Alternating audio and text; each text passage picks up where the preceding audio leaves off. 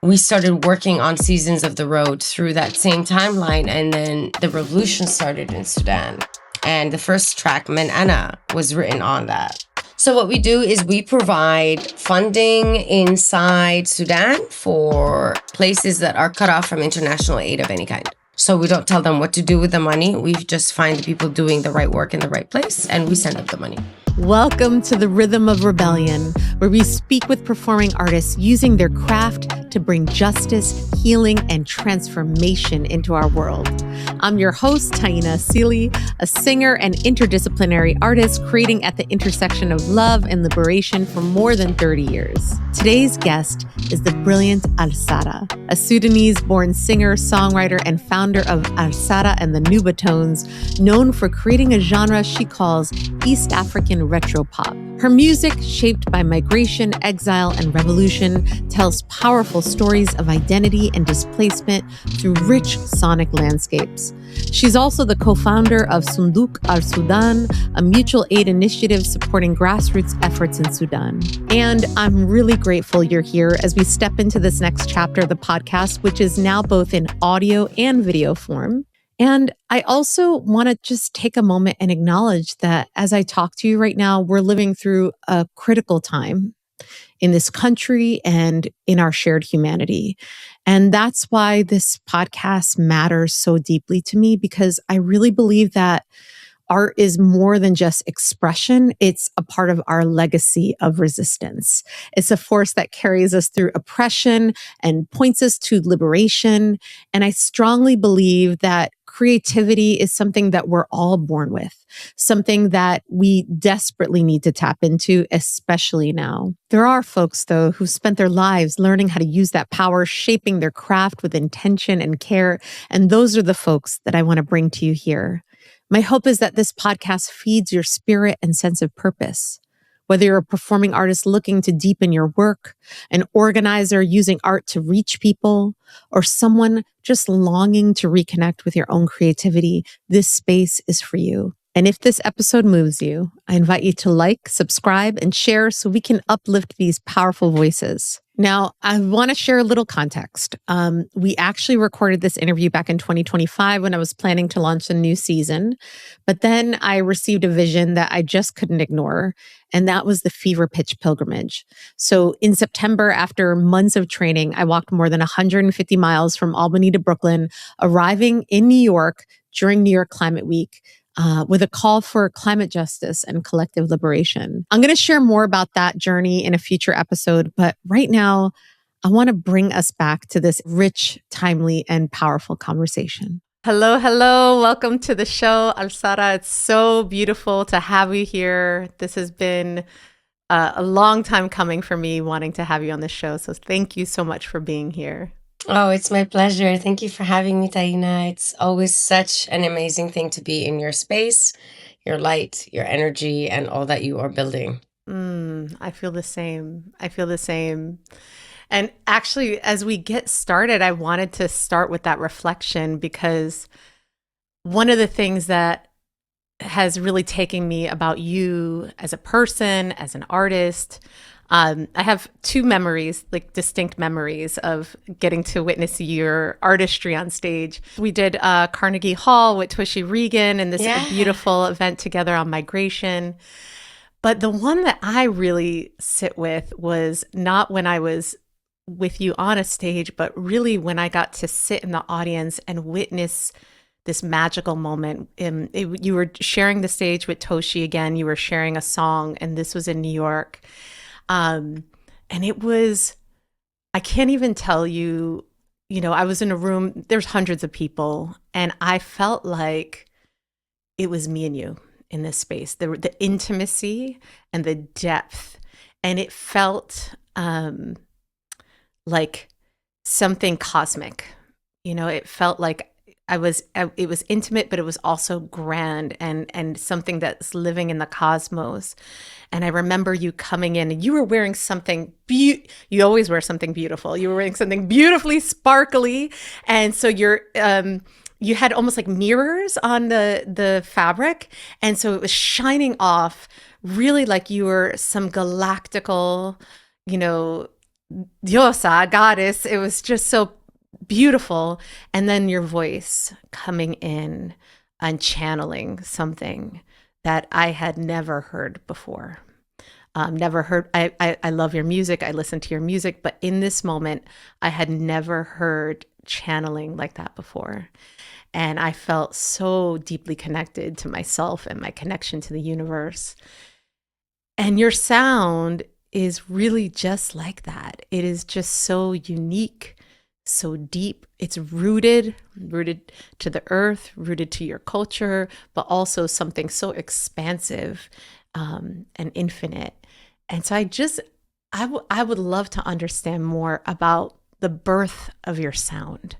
Where does the sound come from? What are the experiences, the influences that have shaped this sound and your artistic voice? Everything in my life, I think, has shaped my artistic voice. For me, though, the catalyst for it has been trying to explain to others, but mostly to myself, what it means to sound like a thing from a certain place. Because it's like when I first left home as an immigrant, I was a young child. And so trying to explain where you're from in foreign spaces as a young child to other young children needed to have a certain kind of distillation. And then as I grew older, the music industry with its movement towards capitalism and imperialism is like at a autistic distillation of not being able to see multi spectrums of a thing. So for me, figuring out what my sound is came from a place of losing where I was from and trying to grasp the concept of losing at the same time. Like I didn't understand concepts of losing, of being, of belonging, and of identity. They were all created within the same vortex of losing and of missing. And so it became about if you are being created of that vortex of missing, of losing, of explaining, of being, of connecting, not to yourself only, to those around you and to those you left behind, as well as those you want to meet in the future. When you are trying to connect the dots, as I call it, we're not just connecting the dots around the physical globe. We're connecting the dots around the metaphorical globe. We're connecting dots around the timeline globe. We're connecting the dots around what it means to be at home within yourself when there is no home outside of yourself. Mm. Because could there ever be a home outside of yourself when time, space, physicality, even markers of our beings keep shifting through time? Because that's what happens. Right. How do you continue to be yourself within that prism? Because it's a prism of different lights. You could see it as a prism of different darknesses, but I see it as a prism of different lights. Yeah. And so you're creating within these different lights and within the shadows of these lights. So for me, creating this sound that quote unquote is me was about really trying to navigate the spaces of what it means to be me truly. Is home a place? Is home a time? Is home a sound? Or is home simply a state of mind? It makes me wonder, I don't know how you have navigated what it means to be marketed as an artist. I know for myself,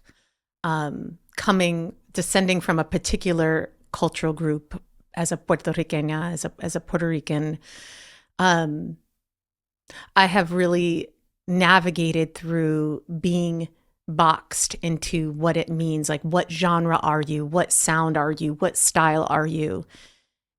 Here in the US, it's been very difficult, and particularly in certain locations, to be seen outside of this box. How does that resonate with you in terms of genre and sound?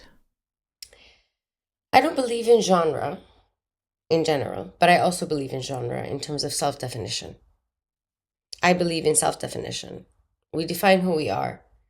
whether that is palpable to someone else or not, whether they are able to digest it or not, whether they choke on it or not, is not my thing.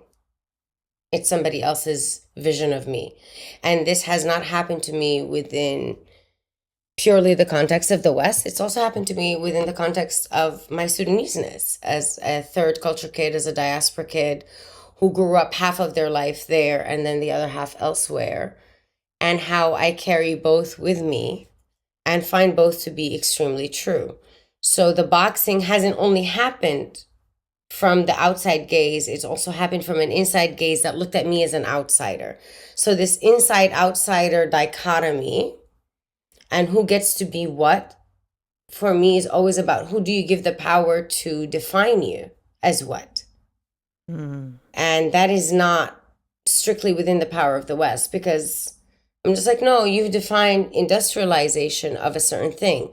Once we build up industrial system in other places, which is part of what I'm seeking, that can produce us, how do we make sure we still escape the gaze of the colonizer that we've internalized as far as what we are considered as palpable or marketable? That's right. And that doesn't only happen from the outside. It also happens from the way you internalize it. Yes. So for me, it's been a kind of a major struggle for me, honestly, in my life.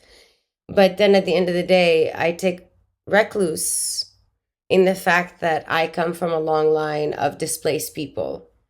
And I start to look at fusion and displacement as tradition, not as newness. We have been moving for a long time as Nubian people through the last 200 years and even before it. Colonization is not just from the West, it also happened to us from the East, you know, from Arabia, from the concept of the Ottoman empires, there's so many ways to conquer. Power is something that all humans through time have used lethally, but in the last 700 years, we've seen it mitigated into one lens, a very capitalist, supremacist white lens, because that's who's on top right now. That's right. But that does not mean that we are all free of the gripes of that beast, of that virus. Right. And so how do we define indigeneity? How do we define who we are within the context of even back home as third culture kids? Even if we grew up in it, fluent in the language, fluent in the culture, once you leave for long enough, you change, they change, everything changes. Right. So when we are addressing memories, as I like to think of it, of who we are and what culture can be, we are also understanding and addressing seeds of what could be. That's how I take it. Otherwise, this nostalgic look on the past can become dangerous in the way that nostalgia can be like a heroin, where you can just live in this memory castle, stroking your mind into an abyss with even others supporting that, instead of knowing that the future and the present are happening in front of you, but you are in this abyss of heroin-like nostalgic romance. Right. Growth is so important to survival, which means that uncomfortable change is so important to survival, which also means that dissecting what changes are coming is so important to survival. It's not just accepting anything. It's always asking the why. Yes. Yes. Yes. I also think about culture as movement, as water, like in a river. And when that water is blocked, it becomes stagnant, right? It becomes, clogged, congested, and so it's about allowing permission for that water to be flowing, to be moving in different directions, right? It's a river moving, streams moving, right? Like constantly finding its path. Moving life, moving fish, moving algae. It's the original highway. It's the original roads. You can't block the road. That's right. This new album has a lot of movement in it, as I understand it. It's a beautiful album. I've enjoyed listening to it in the car as I drive. I feel movement as I'm moving, and Seasons of the Road has been something you've been working on, as I understand it, for more than 5 years. Yeah. With a journey spanning Beirut, Sudan, New York, amidst revolutions, wars, pandemics. How did these in different environments and movements, moments in history shape the sound and the stories in this album? I think writing the album over a long period of time has really released me from this concept that the industry had imposed on me of needing to write in one specific way or in one specific type. I wrote these songs almost as like stand posts, like posts I would put on the road so that I can find my way back on the hike. And so for me, a lot about the release process of this album was about the space, the breathing space inside of it, to be able to write, address things, mix them slowly, very slowly, as I'm observing things. So even as I mix down things that I wrote earlier, I am really working through this space of addressing it from now. It's like it's given me a freshness to the perspective of these chapters. Mm-hmm. It's made it feel really appropriate that it's called Seasons of the Road, as a road is winding to me, because it's like looking at chapters in a storybook. Yeah. And it's made me feel really free of the songs. A lot of the time is in the past when I've written songs, I've felt very clogged by them as I'm releasing them. So I no longer even want to hear them. With this album, it's felt like there's so much breathing space that I'm not clogged by it, and I don't mind hearing it. But I'm also simultaneously so ready to write new things. Because I'm just like, oh, I see the bridge. I see the jumping point. I see the landing space. I feel like I set up a real profound platform. Yeah. To jump to the next space with the band. And the band, we're all, interestingly enough, in very different and parallel spaces in our lives. So as I write and I bring them songs, the way they arrange with me and the way we work together, and then I can produce and distill it, has had these moments of intimacy that come and just depart. And come and depart in the way a flower blooms in every season. And I'm really happy and proud to be making an album that is so outside of any concept of the industry's timeline, where it's about the life timeline.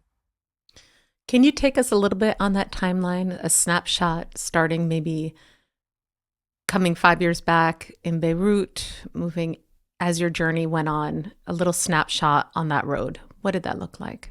So in Beirut, when we first started, we knew we were, we had just come off the heels of Manara and touring it extensively, and the quote unquote refugee crisis in Europe, and really basically Europe showing its ass for being the racist space it still is. Right. Yeah, exactly. And very Gestapo-like, and being stopped at airports and getting my passport questioned, having our shit searched, getting turned away from like we were going through some really crazy stuff. And because we're not famous enough, none of it registers, right? But it was really giving me this really intense, in your face look at all this pretend liberalism. And as this album Manara was written, as I'm touring that, we started working on Seasons of the Road through that same timeline. And then the revolution started in Sudan.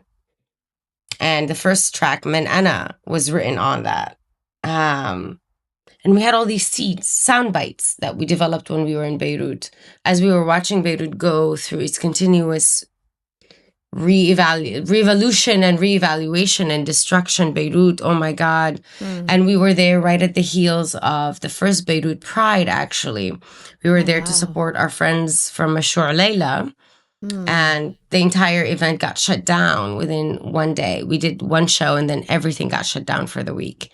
So we stayed an extra week and we started working on these seeds.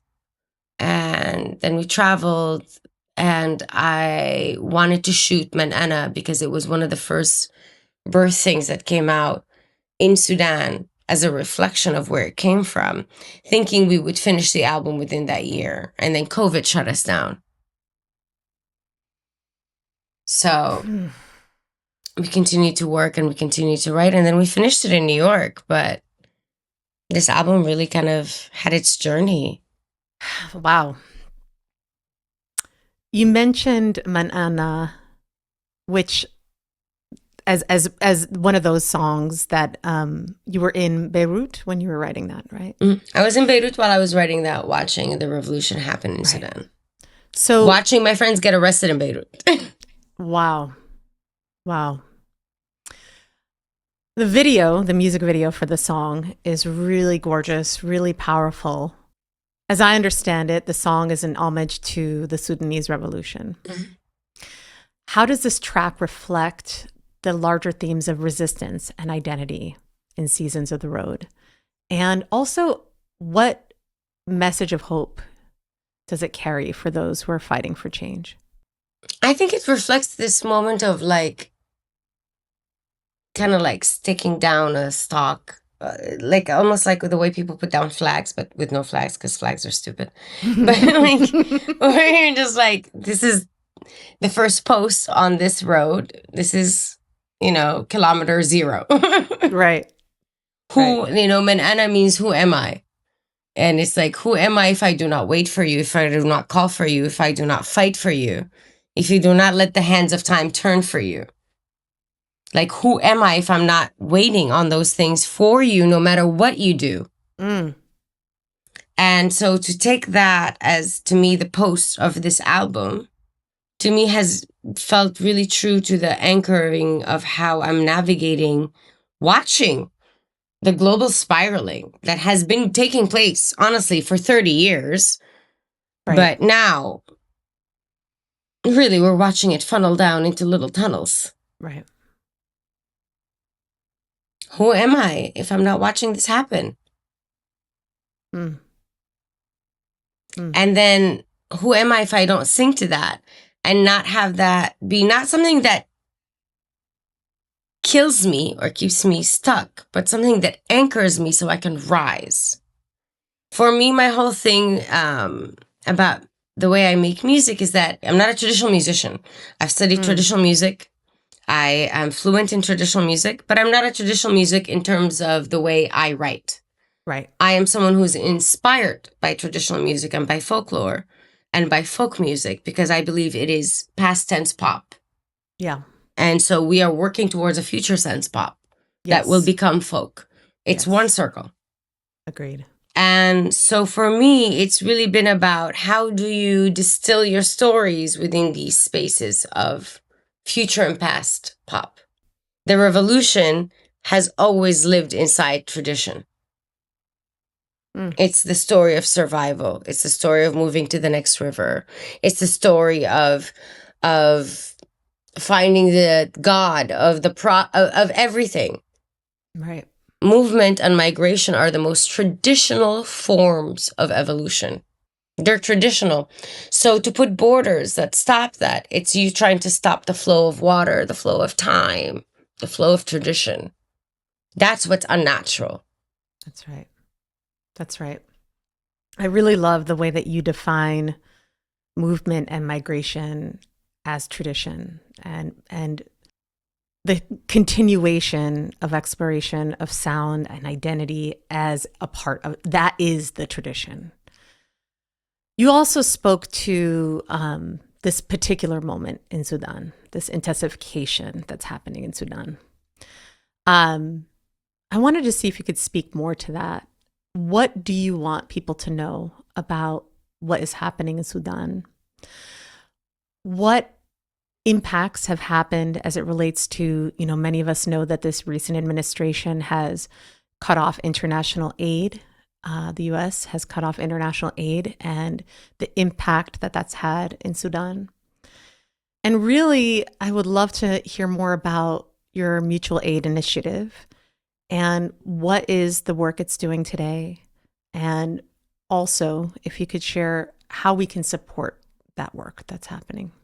So the intensification of everything that's happened in Sudan to me is a really, really perfect distillation of how the concept of the nation state and the neo-colonial era have culminated in destruction.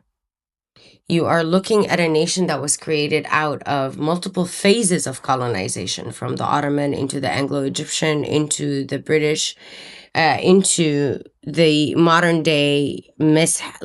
sanctioned and UAE sanctioned war funnels that are happening, along with Egypt, along with Saudi Arabia. Sudan has an intense amount of resources and has been a real distillation of how the idea of nation state doesn't work when you're using it to replace colonization. Especially when you put a nation deliberately in debt inside a broken and toxic social helping industrial complex zone like the INGO world, which is broken and absolutely set up as a neo-colonial setup. Right. But it has set up a beggar system in a way and a band-aid system in a way all throughout Africa as it continues to profit from it because it actually makes money. A lot of the US aid and INGO systems make money off of Africa and the aid that they provide. So we are looking at a nation that has suffered through violent coup after violent coup, aided by outside forces that have deliberately invested a shit ton of money into our natural resources, the same way with Congo, you know? Right. Where there's no such place where a war can happen for this long, because this war didn't just start 2 years ago. It started 30 years ago. And before that, there were other multiple coups before that. So you're looking at a nation that has tried to declare independence and claim its independence and create a national state through 8 different broken down territories that were destroyed deliberately through colonization. And you're looking at a modern day setup that wants to sanction it and punish it for other people exploiting it. And those other people are people that are directly feeding the pockets of the people punishing it. The entire idea of the sanction system as well as the INGO system were set up to feed money into each other.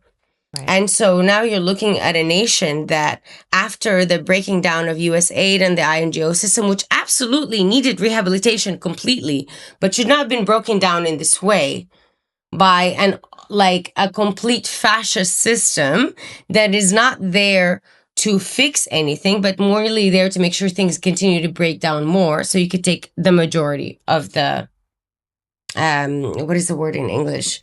The war game. I don't know. I'm thinking like war booty, the resources. The war booty, exactly. The resources and the war booty, which is why, same with Congo, 30 years, same.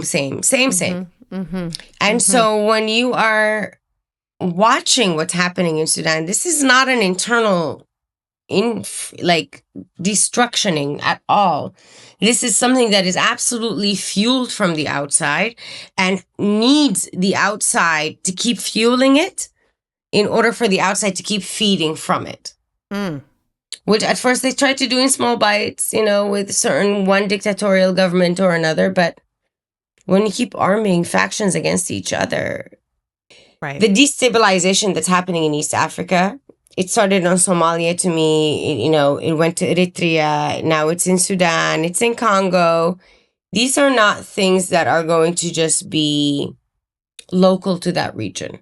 And they've never been local to that region. Hence, when I was working on Manara and we were working on Seasons of the Road, I was watching Europe react to Africans like they were something that came out of space, instead of deliberate moves that they were making, like, you're paying Tunisia and Morocco and Egypt and Sudan to physically attack people for trying to cross borders so that you can keep the refugee crisis at bay. A crisis you're feeding. Right. And we see some of the reflections of that here in the United States as well. It's been happening here. Kids are in cages. That's right. entire sections of America are going through natural disasters with no one funding anything about it. I've toured in parts of America where towns have had their sewage systems broken for years at a time without anyone from the outside helping. Flint doesn't have clean water still. Why are people acting like this shit is outside? Right. It's not outside. No. It's here and there. It's everywhere. Exactly. This is what connects also this entire oppressive white supremacist system. I'm like, no, people have taken turns at oppressing each other, but the last 700 years have consistently been one white supremacist, capitalist, imperialistic structure that has absolutely disseminated across the globe any form of sustainable growth of any kind. That's right. Sustainability. I'm curious about the mutual aid initiative. How is that responding differently than these nonprofit structures, than these government funding structures? What is it that makes the mutual aid initiative that you have co-founded? What is the importance and the role of that? Well, for one, it's not hierarchical and it's not charity based. To me, what we are asking, what we are trying to aid each other inside community, this is not about charity. This is about the sustainability of the entire ecosystem. And when you have a parasite in the ecosystem, such as the capitalist and imperialistic white domination system that we are living in, you have got to try to uphold it. And frankly speaking, we wouldn't have survived the last 200 years without mutual aid. Mutual aid is not new. It's very old. Like Sunduq Al Sudan, the Sudan initiative box is based off of a mutual aid system that was very popular in the 1990s in Sudan. As Sudan was going through the height of its sanctions. And a lot of people lived in single parent households because another parent was living somewhere else in the Gulf or whatever, trying to send money home, but not able to even sustain communication. And so you had mutual aid boxes of people collecting money and sending it around to each other that women started for these single parent households. And my grandmother grew up on that and her grandmother grew up on that. So I was like, mutual aid has always been there to hold back, to hold like a shield against true destruction of community. If we just allowed the systems that were in governance to be there without having anything on the underground, we would all be dead by now. That's right. Wow. This is not new at all. Nobody had here. I didn't invent anything. I don't know anybody who's invented anything. We are just adding decorations to the wheel. Right. So what is your decoration? What is Sunduq Al Sudan? What is the work that you're doing? So what we do is we provide funding inside Sudan for places that are cut off from international aid of any kind. And we are an emergency relief fund. We are not a sustainable fund for any kind of thing, but we find people and vet them out who are working on the ground and have been working on the ground in mutual aid networks. And we donate 100% of the proceeds that we collect. There's no expenses. It's all volunteer run that we do. Completely everything goes to the organizations that we send the money to. And we have another initiative that does artistic activism work through collecting music and starting up residencies like we did in Uganda that we fund through grant work that we apply for. And we do other work of advocating and amplifying other people's stuff. So the idea here of it is to really work on all the platforms we can work on without pretending that any one person or any one singularity can do any of the work. We're here to work with each other and to fill in the gaps for one another. So how can our listeners support this work? We would appreciate you amplifying sunduqalsudan.org. We're constantly doing fundraisers. We're always fundraising and we send out donations in $10,000 at a time. We have a 501c sponsorship. So, and it's paid for by somebody else. So even that doesn't come out of the money. And we select recipients based off of the work they do on the ground and the capacities to work in stealth form. So we don't tell them what to do with the money. We just find the people doing the right work in the right place and we send them the money. And we rotate every $10,000. We're going to have the link to Sunduq Al Sudan's website, as well as all contact information for finding Alsarah's work. You can check out the show notes. Before we close, first of all, I just want to thank you so much for sharing this journey with us, sharing this information with us. I cannot wait for anyone who hasn't had a chance to listen to your work to dig in, because it is beautiful. It is profound. It is a journey. And I guess I'm curious if there's anything else you want to share that you want folks to know. I want people to know that all it takes to make change happen is to do just one tiny hard thing every day. That's all it takes for change to happen. So I want us all to challenge ourselves to do that and find that hard place in a way that is guided by love. We've been talking in conversations in my communities about this idea of shifting within ourselves, that place of being in attack mode, being in war mode, to moving into peace and centering love. And that, what does that mean for us? What does that look like, particularly as we're connecting in community? You know, these are times that we don't often show up as our best selves. You know, many of us are dealing with stress. Many of us are dealing with worry, fear, real practical, needs not being met. And so, in those moments, and grief, right? And so in those moments, we can often show up as less than our best selves with ourselves, with our community. For me, music is both writing music and then also engaging with music as a listener is a way that I find to reconnect and reground with that, even in the midst of these moments. I'm wondering how that resonates with you, and if that connects with what you just shared. Absolutely. For me, finding music that is coming from a place of truth, and that resonates within a core space, that's not necessarily a political space or anything like that, is so relevant and important to how I also want to vibrate through sound. And then to also amplify my feelings, like, when I say do something that's difficult for you, that's do an action that's difficult, amplify an emotion that's difficult. And that's sometimes even 5 minutes of just making a crazy weird sound to me that kind of vibrates through my body in a way that can release certain things. And not expecting more than 10 minutes a day of myself, of pure listening, where I am really honest and truly pure. And if I'm going to be clogged up with my bullshit the rest of the day, because we're all clogged up with our own bullshit. Yes. That's okay, but make sure that you give that 10 minutes of purity to yourself at least. It's beautiful. Thank you so much. It's such an honor to have you on the show. Thank you so much. Thank you for all your questions, for keeping me in community. I'm so happy we get to sing and be in each other's orbits, and I cannot wait to see the growth that comes. That brings us to the end of another episode of The Rhythm of Rebellion.